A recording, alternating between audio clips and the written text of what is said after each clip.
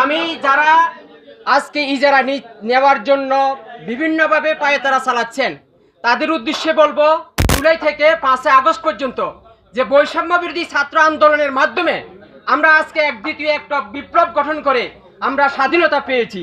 সেই স্বাধীনতার মধ্যে সেই স্বাধীনতার জন্য যারা প্রাণ দিয়েছেন, যে সমস্ত ছাত্র এবং জনতা প্রাণ দিয়েছেন, আমি তাদের বিদেহী আত্মার মাগফিরাত কামনা করছি এবং তাদের পরিবারের প্রতি সমবেদনা জ্ঞাপন করছি। আর যারা এই বৈষম্য বিরোধী ছাত্র আন্দোলনে আহত হয়ে আজ পঙ্গুত্ব বরণ করেছেন, তাদের প্রতি আমি কৃতজ্ঞতা প্রকাশ করছি এবং মহান আল্লাহ তাআলার কাছে দোয়া করি আল্লাহ যেন তাদেরকে সুস্থতার হায়াত দান করেন। আর যারা এই কুচক্রী মহল আজকে এই বাজারকে তাদের নিয়ন্ত্রণে নেওয়ার জন্য যে পায়ে তারা চালাচ্ছেন, তাদের প্রতি বলবো, এখনো কোনো নির্বাচিত সরকার আসেন নাই। এখন এই ইন্টারিম গভর্নমেন্টের আন্ডারে তারা চাচ্ছে যে এই দেশের যে একটা অস্থিতিশীলতাকে স্থিতিশীলতায় ফিরিয়ে আনার জন্য, তারা দেশ সংস্কারের জন্য তাদেরকে আমরা সবাই সুযোগ দেওয়া দরকার, কি ঠিক নাকি? তো এই সুযোগ গ্রহণ করে এই যে তারা এখন পুলিশ অনেকটা জনতার হারিয়ে ফেলছে, আশ্বাস হারিয়ে ফেলছে, যে আস্থা হারিয়ে ফেলছে, এটাকে আস্থা ফিরিয়ে আনতে হবে জনগণের কাছে। যেহেতু পুলিশ না হলে কিন্তু এদের চলবে না। যারা পুলিশ যে সমস্ত অপরাধ করছে সে সমস্ত পুলিশদের দৃষ্টান্তমূলক শাস্তি দাবি করছি। আর যারা ভালো পুলিশ ছিল তারা তো কোনো অপরাধ করে নাই। তাইলে আমি পুলিশ মহোদয়কে আজকের এই জনসভার মাধ্যমে পুলিশের মহাপরিদর্শককে বলবো যে আপনি সংস্কার করে আপনার বাহিনীকে আপনি মানুষের আস্থাশীলতা অর্জন করার জন্য আপনার আপ্রাণ চেষ্টা করে যান। আর যে সমস্ত কুচক্রী মহল এই বাজারকে তাদের নিয়ন্ত্রণে আসার চেষ্টা করতেছে, তাদেরকে আমি ধিক্কার জানাচ্ছি, তাদের প্রতি আমি নিন্দা প্রকাশ করছি এবং তাদেরকে বলবো আপনাদের শুভবুদ্ধি এখনো উদয় হয় নাই, আপনাদের শুভবুদ্ধি উদয় হওয়া প্রয়োজন রয়েছে, ঠিক আছে? আর আমরা যদি সবাই একত্রিত হই, একতাবদ্ধ থাকি, এই বাজার পুরো সন্দ্বীপের মধ্যে, শুধু উত্তর সন্দ্বীপ না, পুরো সন্দ্বীপের মধ্যে একটা ঐতিহ্যবাহী বাজার। এখানে কিছুক্ষণ আগে বলছিলেন মুসলিম ভাইদের জন্য আমার আদাব, হিন্দু ভাইদের জন্য আমার নমস্কার। মাছ বাজারটা আমাদের হিন্দু সম্প্রদায়ের কারণে মাছ বাজারটা হয়েছে। তো ওই দীর্ঘদিন যাক 16-17 বছর তলাক আমরা মাছ আনবার পরে আমাদের থেকে 150 টাকা 200 টাকা গন্ডি নিছে, 50 টাকা 70 টাকা, মানে সর্বনিম্ন 50 টাকা গন্ডি নিছে। এখন যেহেতু সরকার রদবদল হয়েছে, আমরা দেখছি আজকে একটা মাছ দীর্ঘিত আমরা খুব সুন্দর শান্তিমতে ব্যবসা করতেছি, কোনো গন্ডি টন্ডি নিতেছে না।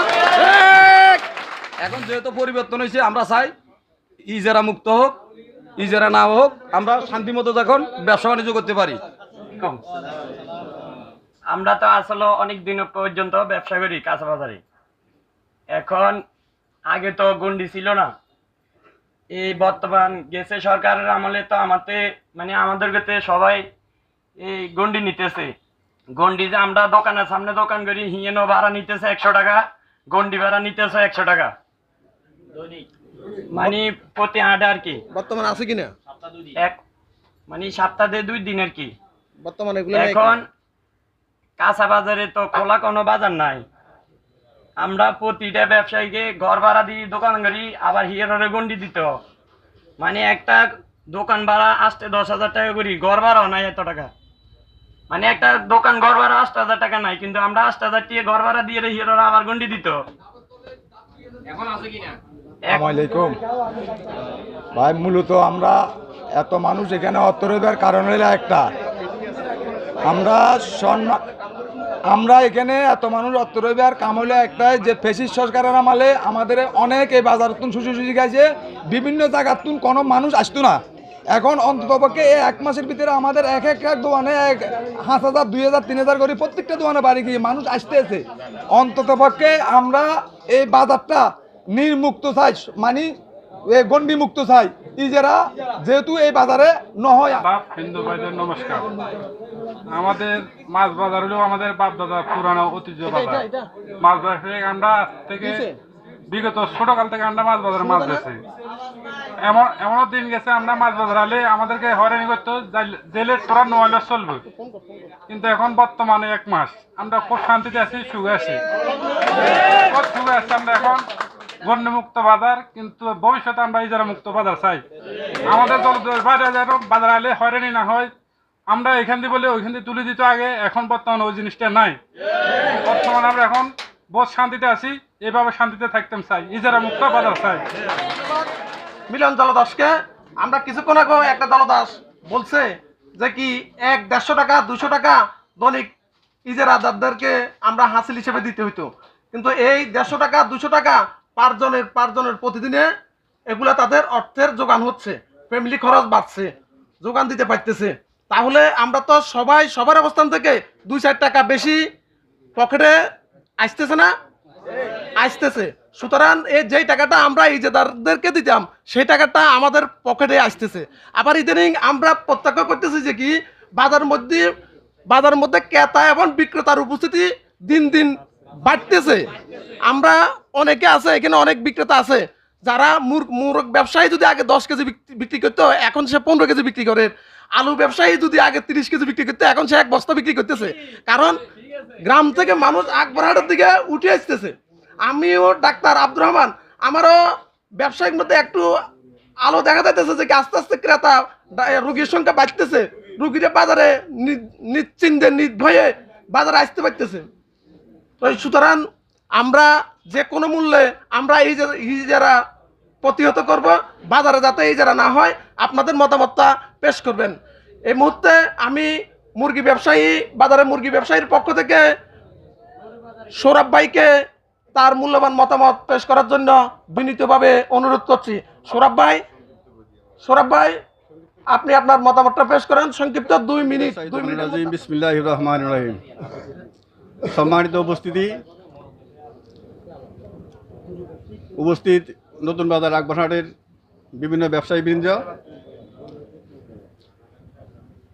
আমরা এখানে আসলে উপস্থিত কেন হয়েছি এটা আমরা আসলে সবাই জানি। বৈষম্য বিরোধী ছাত্র আন্দোলনের মধ্য দিয়ে বাংলাদেশের একটা পট পরিবর্তন হয়েছে, এটা আমরা সবাই জানি। এখন আমরা উপলব্ধি করতে পারতেছি, কারণ আজকে এই জমায়েত সেটা প্রমাণ করেছে। বৈষম্য বিরোধী ছাত্র আন্দোলনের মধ্য দিয়ে যে পট পরিবর্তন হয়েছে, সেই পট পরিবর্তনের হাওয়াটা আমরা এই নতুন বাজার আকবরহাটের ব্যবসায়ীর মধ্যে দেখতে চাই, আর সেই উপলক্ষে আজকে আমরা এখানে উপস্থিত হয়েছি। আকবরহাটে যে একটা সবচাইতে বড় সমস্যা ছিল সেটা ইদানিং আমরা আগে দেখেছি, সেটা হলো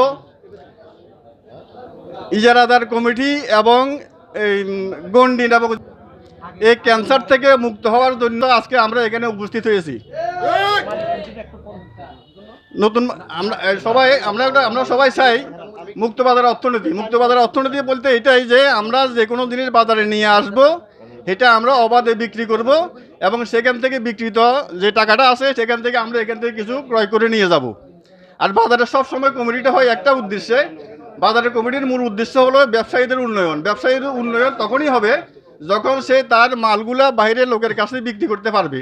তো বাইরের লোকের কাছে কার কাছে বিক্রি করে, যদি বাইরে থেকে লোক যদি না আসে, ওই ক্যান্সারের কারণে বাইরে থেকে কোনো লোক এখানে বিক্রি করার জন্য আসে না। কারণ একটা মুরগি যদি বিক্রি করার জন্য যদি একটা গৃহস্থ যদি 20 টাকা দিয়ে দিতে হয়, তখন সে বাড়িতে ওই 20 টাকা কম নেয়, সে বাড়িতেই বিক্রি করে। সীমিত সময় সীমিত কথাবার্তা বলতেছি। আমি যদি কিছু কথাটা না বলি আপনারা বুঝবেন না। এই 83-তে এই বাজারটা প্রতিষ্ঠিত হয়েছে। এই বাজারটা 46 জন কমিটির মাধ্যমে হয়েছে। তাদের মধ্যে আমাদের কিছু মালিকারা নাই, দুনিয়ার থেকে চলে গেছে, আল্লাহ ওদেরকে জান্নাতবাসী করুক। 2, 4, 5, 7 জন এখনও জীবিত আছে, আল্লাহ তাদেরকে বেশি হয়াত দান করুক। একটা কথা হচ্ছে, এই বাজারটা যখন এই প্রতিষ্ঠা করতেছে হাজি আব্দুল বারিক সাহেব, আমি ওদের নাম বলতে 2-4 ঘন্টার ব্যাপার, সম্ভব নয়। যারা প্রতিষ্ঠিত করছে এরা এই বাজারটা কীভাবে করে গেছে, মালিক কমিটি করে গেছে, এটা গভর্নমেন্টেরকে দেয়নি। গভর্নমেন্টে এই মাছ বাজারটা এটা 4 জন জলদাসের নামে দিয়ে গেছে ওনারা, যে বোয়াল মাঝিয়ারা 4 জন, 4টা। আরে না করলে তো এটা বুঝতে না, সংক্ষিপ্ত কথাটা এই বাজারটা কেন সময় কম। আচ্ছা যাও, আমি সংক্ষেপে বলে যাচ্ছি। 88-তে রবিগুল্লা চৌধুরী দিয়ে রাখি এই বাজারটা নিলাম করেছে একটা সংঘ, তারা টিকতে পারে না, মালিক কমিটি ওদের বিরুদ্ধে ইংলিশটান ছুট করছে এই পর্যন্ত, আর এই বাজারটা নিলাম হয়নি।